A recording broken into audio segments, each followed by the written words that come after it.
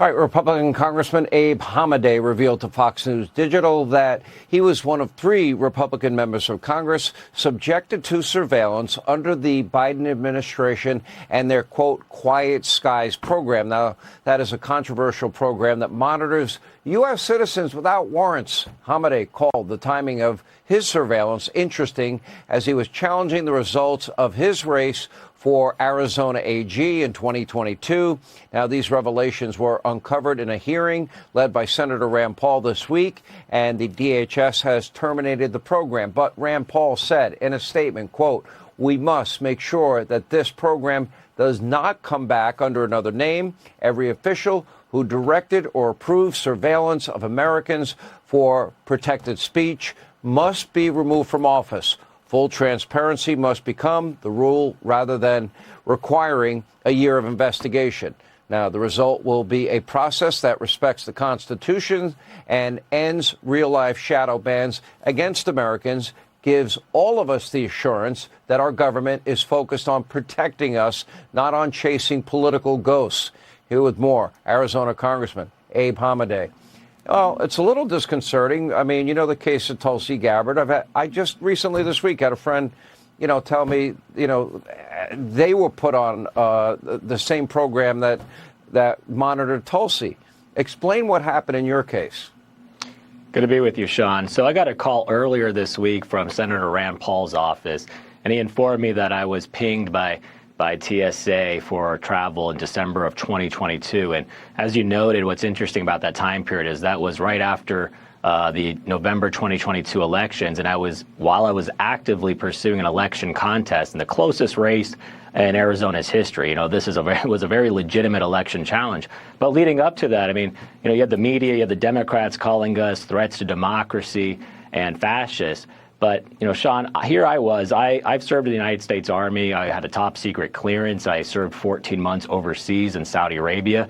And when I got back, that's when I decided to run for office. In no way did I ever think that this would somehow land me on a watch list by the federal government. But it doesn't surprise me because what we've uncovered is that Joe Biden's administration, what they were doing, they were weaponizing the federal government to go after Catholics who were going to pro-life rallies or churches.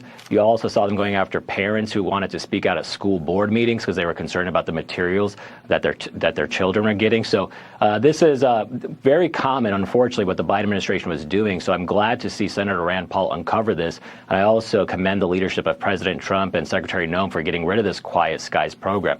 But Sean, my God, if President Trump didn't win last November, you could see the road we were going down. You look at our friends over the United Kingdom, what they're doing by literally arresting people for social media posts and posting memes. That's the road that this was going to lead us down to if the Democrats remained in power and you had this deep state going after their political opponents like myself and Tulsi Gabbard and so many others.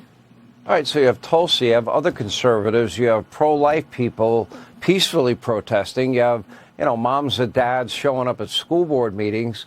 I know from Jim Jordan that my social media was purposely suppressed. My personal text messages multiple times released publicly. Nobody seemed to care about my privacy. How does all this happen and we don't find out about it till years later? Yeah, no, that's a question that we're constantly raising right now because, for instance, the Quiet Skies program, it actually started under President Obama back 14 years ago. But this is why it's so incumbent upon, having good people in office. And that's why it's great to have President Trump there, because the law is only so good as if you have good people willing to follow it.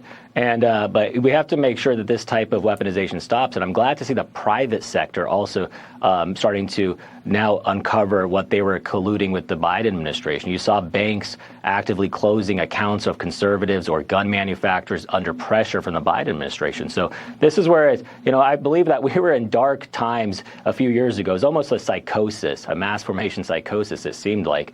And suddenly now there's a lot of daylight being uncovered. And luckily we have so many more media access and X being available. So now that we're able to actually effectively attack so many of these deep state bureaucrats that have been, for too long, they've been nameless and faceless. But luckily, Senator Rand Paul over in the Senate, he's uncovered this program, and I know there's going to be a lot more to come.